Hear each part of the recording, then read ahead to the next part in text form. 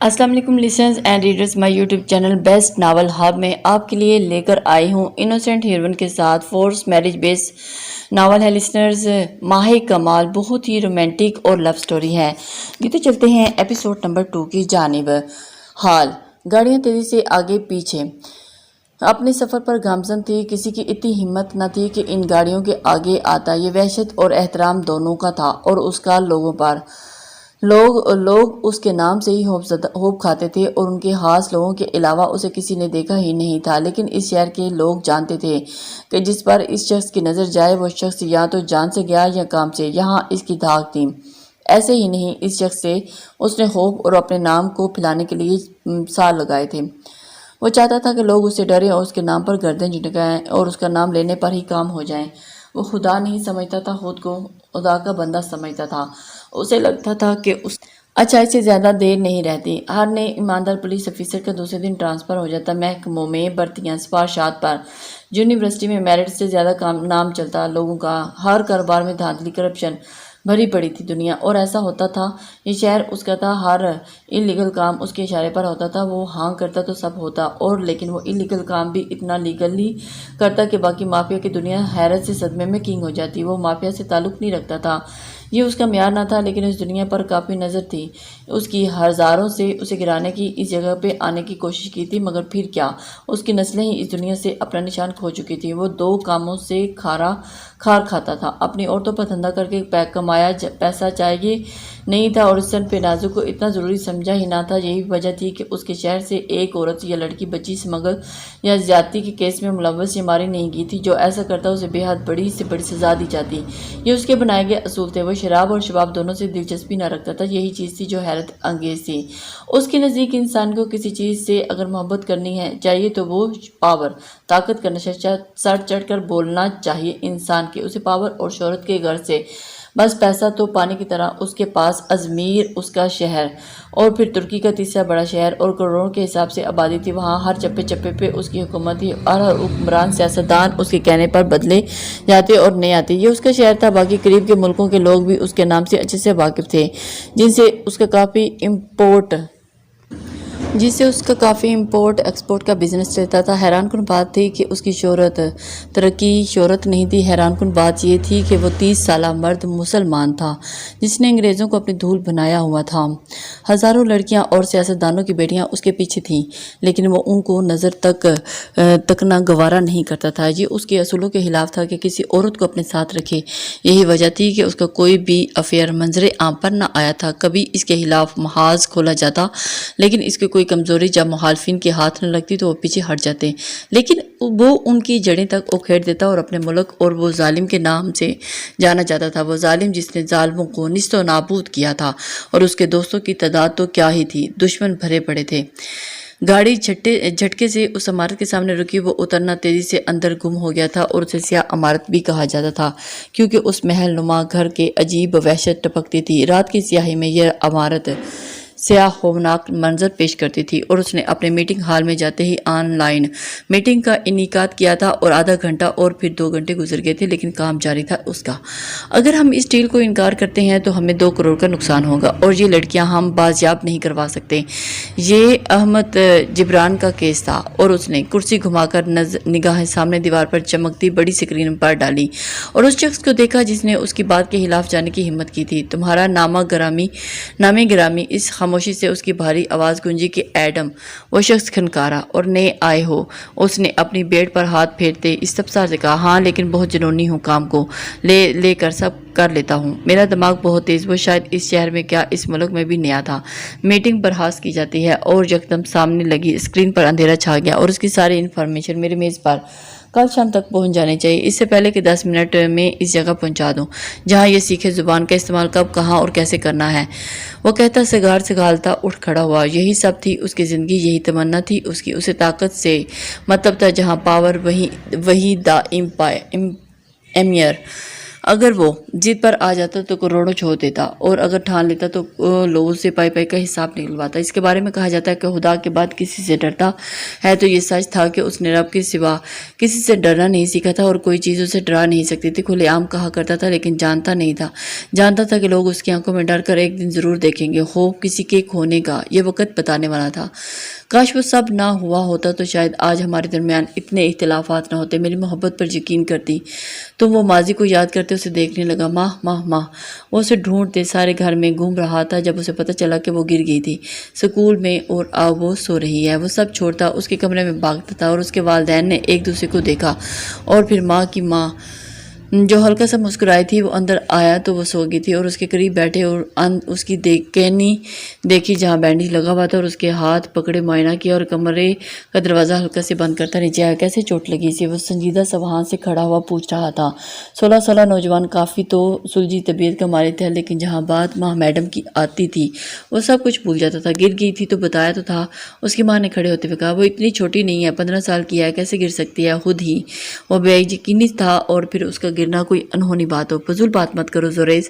فاروق دور اسے اٹاتے ہوئے باز رکھنا چاہا۔ بابا بتائیں پلیز، کیا اس سے پھر سے جھگڑا ہوا ہے اور امی نے اسے مارا ہے؟ وہ کچھ پوچھ رہا تھا، اور اس کے متعلق ہر بات خود سے۔ ہم بس ہلکی سی لڑائی ہو گئی تھی، اور اس کی کلاس کی لڑکی سے وہ اپنا بھائی بلا لائی، اور اس نے ماں کو دھکا دے دیا، لیکن ماں نے اسے باقاعدہ مار کر آئی ہے۔ اور اب سمرین بیگم ماں کی والدہ نے کہا تو آپ میں سے کوئی گیا نہیں اس کی شکایت لے کر، اور اس کی آواز اونچی تھی۔ زوریز اس کے باپ سے منع کرنا چاہا۔ بابا آپ سمجھ کیوں نہیں رہے؟ اسے کتنی چوٹ آئی ہے، وہ تکلیف میں ہے۔ اس لڑکے کی ہمت کیسی ہوئی ماں کو دھکا دینے کی؟ دھاڑا تھا۔ جب وہ غصے میں ہوتا تھا تو وہ کوئی نہیں سن سکتا تھا، کہہ سکتا تھا۔ 16 سالہ نوجوان ہے جس نے اگلے ہی مہینے 17 کا ہو جانا تھا۔ کچھ نہیں ہوا، اب ٹھیک ہے وہ، سمرین بیگم بولی۔ وہ تن فن کرتا باہر نکل گیا، اور وہ اب کل تیار ہیں اسکول میں حاضری لگوانے اور اس لڑکے کے والدین سے معافی مانگنے کے لیے۔ ہمنا بیگم نے فاروق دور کو کہا، اور وہ نفی میں سر ہلانے لگی۔ بھائی صاحب آپ منع کریں کہ وہ خود کو نقصان نہ پہنچا لے۔ ماں تو ویسے بھی اب ٹھیک ہے، سمرین بیگم بولی۔ وہ ماں کو معاملے میں کسی سے بھی سنتا نہیں تھا۔ بھابھی آج بھی نہیں سنے گا، اور بیکار ہے سب، آپ بس اپنی بیٹی کو ہمیں سونپیں۔ میرے بیٹے کے دماغ کو کوئی سکون آئے۔ آپ کی امانت ہے بھائی صاحب، جب چاہے نکاح کی رسم رکھ لیں۔ دادی اندر آرام کر رہی تھی، نہیں تو زوریز وہیں قابو کر سکتی تھی۔ یہ چھوٹا سا گھرانہ فاروق دراور اور جہاں کا تھا۔ بڑے بھائی اسحاق دراور اور اپنے حال کے حقیقی سے کچھ سال پہلے ہی جا ملے تھے، اور ان کی اہلیہ اور ان کی بیٹی ان کے بیٹے اور بیوی کے ساتھ ایک ہی گھر میں رہائش پذیر تھے، کیونکہ وہ محبتوں سے رہنے والے لوگ تھے۔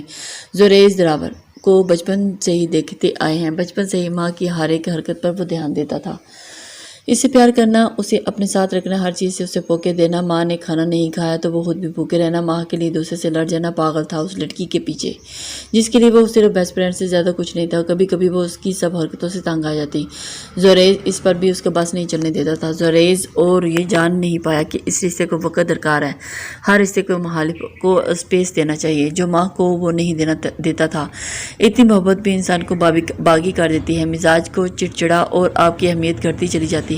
اور توقع کے عین مطابق اسکول سے فون آ چکا تھا کہ اس لڑکے کا سر پھاڑ چکا تھا۔ اس کے اپنے والدین اس کی ان حرکتوں سے پریشان تھے، لیکن بیٹے کی محبت کو جنون بنتے نہیں دیکھنا چاہتے تھے، اس لیے نکاح کی ڈیٹ رکھ دی، اور وہ سب اچھے سے سمجھتا اور مطمئن تھا۔ ہوتا بھی کیوں نہ، اس کی زندگی کی واحد خواہش پوری ہونے جا رہی تھی۔ اس نے ہر سالگرہ پر اپنے باپ سے ماں ہی کامل کو مانگا تھا، اور اس کا باپ اپنے لاڈے پیارے ہر بار کی فریاد کو مزید جٹلا نہیں سکتا تھا۔ ساری تیاریاں مکمل تھی، کیونکہ اس کے والدین مرحوم حشمت دور اور پاہرہ بیگم کی بھی یہی تمنا تھی۔ نکاح کے دن وہ پہلے ماہ کامل کو تیز بخار ہو چکا تھا، لیکن فاروق دراور اور نکاح کی رسم کرنا چاہتے تھے۔ نہ جانے کیوں انہیں لگ رہا تھا کہ زندگی کا ان کا ساتھ چھوڑنے والی ہے۔ ماہ نے بخار کی حالت میں قبول ہے کیا، اور اپنی ماں کے کہنے پر بے حد خوش تھی، اور اس رشتے پر سب خوش تھے۔ دادی ان کی نظر اتارتی نہ تھکتی تھی۔ ان دونوں جب زوریز کے چہرے پر الگ چمک دیکھی، دادی کے حوالے سے بچوں کو چھوڑ کر وہ سب عمرے کے لیے گئے تھے اور پھر واپس نہ آئے۔ پلین کریش، سب دارے فانی سے جا کوچ کر گئے تھے۔ زوریز نے ماں کو سنبھالا تھا، اور جو بالکل بکھر گئی تھی۔ فاہرہ خاتون اپنے بچوں کے غم میں گل گئی تھی، لیکن ان کی اولادیں اور ایسے رلتے نہیں دیکھ سکتی تھی۔ زوریز کے 18 ہوتے ہی انہوں نے یہ ملک چھوڑنے کا فیصلہ کیا، اور انہیں صرف دکھ ہی دے رہا تھا۔ انہی دنوں انہیں روڈ ایکسیڈنٹ سے ایک ننھی کلی ملی تھی، جس کے ماں باپ موقع پر جان گنوا بیٹھے تھے، لیکن وہ بچی بچ گئی تھی، انہوں نے اسے ساتھ لگایا اور جہاں نہیں چھوڑ سکتی تھی، اس ملک کے حالات سے اوچنا تھی۔ وہ شاید رب نے اسے اس کلید کا آسرا بنایا تھا، وہ کیسے اسے قبول نہ کرتی اور پھر اس ننھی کلید زریز اور ماہ کامل کو لیتی ترکی کے شہر ازمیر میں جا بسی، اور اس کے شوہر کاروبار خواہ کرتے تھے اور وہاں جا بسی۔ زریز کو اچھی تعلیم دلوائی اور پھر انہوں نے زیادہ عرصہ ہاسٹل رہا تھا۔ وہ سب کچھ چھوڑ کر اپنی فیملی کے لیے کچھ کرنا چاہتا تھا۔ ایک سال جو اس کا پاکستان میں روتے گزرا تھا اور اس میں بھی اس کا دھیان ماہ کامل سے بالکل ہٹ چکا نہیں تھا۔ وہ جان جاتا تھا اسے مستقبل میں دھچکا دینے والا تھا۔ فاہرہ بیگم کی اتنی جائیداد تھی کہ وہ سکون سے اپنے بچوں کے ساتھ رہ سکتی تھی، لیکن یہاں رہتے انہوں نے زریز کو وکیل بنانا تھا اور ماہ کامل بھی اسی کے نقش قدم پر وکالت کی ڈگری حاصل کر رہی تھی۔ وہ ننھی کلی اب 10 سال کی ہو چکی تھی اور اس کا نام انہوں نے عوائزہ رکھا تھا، اور جو چیزیں اسے اس گاڑی سے ملی تھی اور اس میں میاں بیوی کے نام موجود تھے۔ ان کے والد کا نام رحمان اور والدہ کا نام معروف۔ انہوں نے جانچ پڑتال کروائی تھی اور ایک عام حادثہ تھا، لیکن اس کے رشتہ دار عوائزہ کی ذمہ داری نہیں اٹھانا چاہتے تھے، اس لیے عوائزہ کے مرحوم باپ کے بھائی نے انہیں عوائزہ کی کسٹڈی لے لی تھی تاکہ مستقبل میں کوئی مسئلہ نہ ہو جسے انہوں نے ہاتھوں کا چھالا بنا رکھا تھا۔ سب نے زریز نے اسے چھوٹی بہن اور ماں کی تو جان بسی تھی اس کی ساری توجہ اپنے بچوں پر تھی جسے انہوں نے سنبھال کر رکھا تھا۔ وقت کا کام تھا، وقت گزر رہا تھا۔ زریز اب وکالت کی ڈگری حاصل کر کے پہلا کیس لڑتا جیت گیا تھا اور پھر جیسے جیتے اس کا مقدر بن گئی، اور وہ چاہتا کہ ماں، دادی اور آدی ہر سہولت دے کر اس کے اپنا آپ مٹا ڈالا۔ بھائی جان، جی میری جان، وہ کپ کیک سے کھانے کے عادی فون پر اس کے فون کپ کیکس بھجوائے تھے اسے۔ یہی وجہ تھی کہ ازمیر بھی آج وہ جانا مانا وکیل تھا جس سے ملنے کے لیے لوگ مہینوں سے اس کا پیچھا کرتے تھے۔ وہ جانا مانا وکیل بنا، اپنی زندگی کے کیس میں ہارنے والا تھا اور سب سے ماحوسال بالکل فراموش ہو گیا تھا۔ گھر سے دور رہتے وہ اسے بھولا نہیں تھا، لیکن اس پر دھیان دینا بھول گیا تھا۔ یہی غلطی ہوئی تھی اس سے۔ وہ بھی وکیل بن رہی تھی، لیکن وہ اس سے نہ فون پر بات کرتی تھی نہ ملتی تھی، جس سے وہ اس کی ہچکچاہٹ سمجھ رہا تھا، اور وہ گریز تھا صاف، کیونکہ ماہ کامل اپنا راستہ خود ڈھونڈتی آگے بڑھ رہی تھی۔ اسے مدد دی تھی آلیان چودھری نے، اور پھر ماہ کامل نے اپنا سارا دھیان آلیان چودھری پر لگا دیا تھا۔ وہ بھول گئی تھی کہ وہ کسی کے نکاح میں تھی۔ سیفٹی، تمہیں نہیں لگتا آج بارش ہونے والی ہے؟ اور پھر ہمیں چھتری ساتھ لانی چاہیے تھی۔ وہ سبز آنکھوں والی لڑکی جھک کر بولی، اور ایسا کرنے سے اس کے گال پر پڑتا گھڑا دیکھ کر معدوم ہو گیا تھا، اور ایسا کرنے سے اس مہربانی کر کے آدھی اب تم شروع مت ہو جانا، اتنی پیاری لگتی ہو یہ بن موسم کی برسات۔ سیفٹی نے انگریزی میں کہا، مجھے تو خوف پاتا ہے۔ عوائزہ محترمہ کی سوئی وہیں اڑی ہوئی تھی۔ اور تم اتنی ڈرپوک کیوں ہو آوی؟ مجھے سمجھ میں نہیں آتا، تمہیں تو ہر دوسری چیز سے ڈر لگتا ہے۔ سیفٹی نے چڑھ کر کہا، تو وہ صحیح تو کہہ رہی تھی، اور اس کی اس ننھی دوست کو ہر چیز سے خوف ہی آتا تھا۔ مجھے تو سمجھ میں نہیں آتا تمہاری وہ بہن اتنی بہادر کیسے ہے؟ میں نے کل دیکھا تھا، وہ کتنی خوبصورت لگ رہی تھی۔ ہاں، وہ بہت خوبصورت ہے، وہ دلکشی سے مسکرائی۔ ماں کے ذکر پر اسے ایسے ہی کھل جاتی، لیکن جیسے تمہارے جیسے کوئی نہیں ہے آوی۔ سیفٹی نے اس کے گالوں کو کھینچتے ہوئے کہا، تو وہ کہا لگا کر ہنسی۔ اس کی ہنسی پر کتنے ہی منچلوں نے مڑ کر دیکھا، کچھ نے اسے اوپر سے لے کر نیچے تک دیکھا، اور اپنی حواس بھری نظروں سے، تمہاری آپی جان اتنی بہادر، تم ان پر کیوں نہیں گئی؟ تم دونوں ایک دوسرے سے بالکل مختلف ہو۔ ہاں، شاید کیونکہ میں ان کی سگی بہن نہیں۔ اس کے چہرے پر چمک بال میں مانند پڑ گئی۔ اب تم اداس نہ ہو پلیز، تم میں تو ان کی جان ہے۔ سیفٹی نے اسے دیکھ کر کہا تو مسکرائی، وہ سچ کہہ رہی تھی۔ پھر اپنی سکوٹی دوڑانے لگی، اور کل ملیں گے سیفٹی۔ بارش کی پہلی بوند اس پر پڑی تھی، اور پھر اس نے گھبرا کر سپیڈ بڑھائی تھی۔ اسے گھر جاتے ہی ابھی 20 منٹ لگ جاتے، اور اس دوران بارش تیز ہو جاتی تو خیال اس کی جان نکالے ہوئے تھا۔ اسپیڈ پر دھیان دینے سے وہ بالکل ارد گرد سے بیگانہ تھی، اور اس کا ایک ہی مشن تھا، بارش تیز ہونے سے پہلے گھر پہنچنا۔ اس لیے اس نے آج دوسرا راستے کا انتخاب کیا جو شہر کو جاتا تھا، لیکن اس کا چونکہ شہر اور اس قصبے کے درمیان تھا تو یہ راستہ پڑتا تھا، لیکن یہ شہر کی سڑکیں تھی کھلی جہاں سے اسے دادی اور آپا جان نے آنے سے سختی سے منع کیا تھا۔ وہ تیزی سے اسکوٹی چلاتی جا رہی تھی جب گاڑی کے ہارن پر اس کے قدم منجمد ہوئے، اور اس نے مڑ کر دیکھا تو وہ 6 سے 8 کالی گاڑیاں تھیں جو تیزی سے اس کے نزدیک آ رہی تھی، اور اس کے ماتھے پر پسینے کی بوندیں ابھریں اور اس کے ہاتھ ہانپنے لگے تھے۔ آنکھوں کے آگے دھند ہو گئی تھی، اور کیونکہ آنسو جمع ہونے شروع ہو گئے تھے، گاڑیاں ہارن بجاتی تیزی سے اس کے پاس آئی تھیں، لیکن وہ خوف میں بھول گئی تھی کہ وقت سڑک کے بیچوں بیچ کھڑی تھی۔ پہلی گاڑی نے تیزی سے اس کے نزدیک آتے بریک ماری تھی اور اس کی چیخ اس سڑک پر موجود آخری گاڑی تک گارڈ تک نہیں سنی تھی اور اس نے آنکھیں کھولی تو جہاں گارڈز اب گاڑی سے باہر نکل کر کھڑے ہو گئے تھے اور اس نے حیرت سے آنکھیں کھولی اور پھر سب ان کو دیکھتے ان کی آنکھوں میں چمک ابھری۔ اے لڑکی نظر نہیں آتا کیا؟ ہارن سنائی نہیں دیتا؟ پہلی گاڑی کا وہ دیو ہیکل گارڈ تیزی سے اس پر چیخا، کیا مسئلہ ہے رومان؟ اس نے آگے بیٹھے اپنے مینیجر سے پوچھا اور اس وقت وہ دوسرے سروے کر رہے تھے، دوسرے شہر میں ہونے والی نئی میٹنگ میں جا رہا تھا اور جو نئے وزیر اعظم کے لیے